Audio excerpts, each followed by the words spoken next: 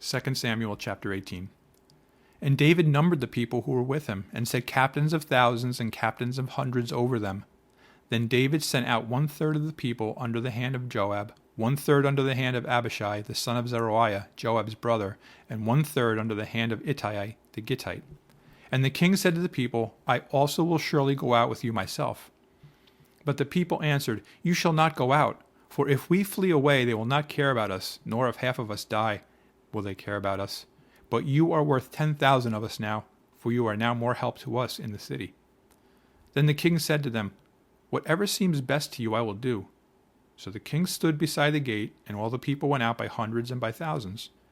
Now the king had commanded Joab, Abishai, and Ittai, saying, Deal gently for my sake with the young man Absalom. And all the people heard when the king gave all the captains orders concerning Absalom. So the people went out into the field of battle against Israel, and the battle was in the woods of Ephraim. The people of Israel were overthrown there before the servants of David, and a great slaughter of 20,000 took place there that day. For the battle there was scattered over the face of the whole countryside, and the woods devoured more people that day than the sword devoured. Then Absalom met the servants of David. Absalom rode on a mule. The mule went under the thick boughs of a great terebinth tree, and his head caught in the terebinth. So he was left hanging between heaven and earth. And the mule which was under him went on. Now a certain man saw it and told Joab and said, I just saw Absalom hanging in a terebinth tree. So Joab said to the man who told him, You just saw him, and why did you not strike him there to the ground? I would have given you 10 shekels of silver and a belt. But the man said to Joab, Though I were to receive 1,000 shekels of silver in my hand, I would not raise my hand against the king's son. For in our hearing the king commanded you and Abishai and Ittai, saying, Beware lest anyone touch the young man Absalom. Otherwise I would have dealt falsely against my own life. For there is nothing hidden from the king, and you yourself would have set yourself against me. Then Joab said, I cannot linger with you. And he took 3 spears in his hand and thrust them through Absalom's heart, while he was still alive in the midst of the terebinth tree. And 10 young men who bore Joab's armor surrounded Absalom and struck and killed him. So Joab blew the trumpet, and the people returned from pursuing Israel. For Joab held back the people, and they took Absalom and cast him into a large pit in the woods, and laid a very large heap of stones over him. Then all Israel fled, everyone to his tent. Now Absalom in his lifetime had taken and set up a pillar for himself, which is in the king's valley. For he said, I have no son to keep my name in remembrance. He called the pillar after his own name, and to this day it is called Absalom's monument. Then Ahimaaz the son of Zadok said, Let me run now and take the news to the king, how the Lord has avenged him of his enemies.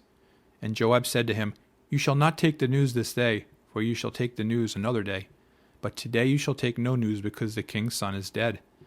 Then Joab said to the Cushite, Go tell the king what you have seen. So the Cushite bowed himself to Joab and ran. And Ahimaaz the son of Zadok said again to Joab, But whatever happens, please let me also run after the Cushite. So Joab said, Why will you run, my son, since you have no news ready? But whatever happens, he said, Let me run. So he said to him, Run. Then Ahimaaz ran by the way of the plain and outran the Cushite. Now David was sitting between the 2 gates, and the watchman went up to the roof over the gate, to the wall, lifted up his eyes and looked, and there was a man running alone. Then the watchman cried out and told the king. And the king said, If he is alone, there is news in his mouth. And he came rapidly and drew near. Then the watchman saw another man running, and the watchman called to the gatekeeper and said, There is another man running alone. And the king said, He also brings news. So the watchman said, I think the running of the first is like the running of Ahimaaz the son of Zadok. And the king said, He is a good man and comes with good news. So Ahimaaz called out and said to the king, All is well. Then he bowed down with his face to the earth before the king and said, Blessed be the Lord your God, who has delivered up the men who raised their hand against my lord the king.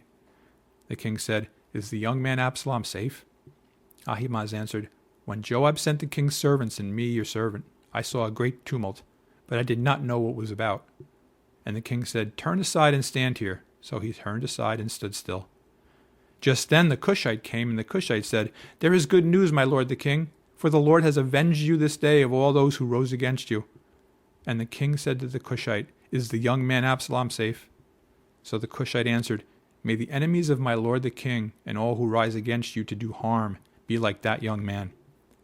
Then the king was deeply moved, and went up to the chamber over the gate and wept. And as he went, he said thus, O my son Absalom, my son Absalom, if only I had died in your place. O Absalom, my son,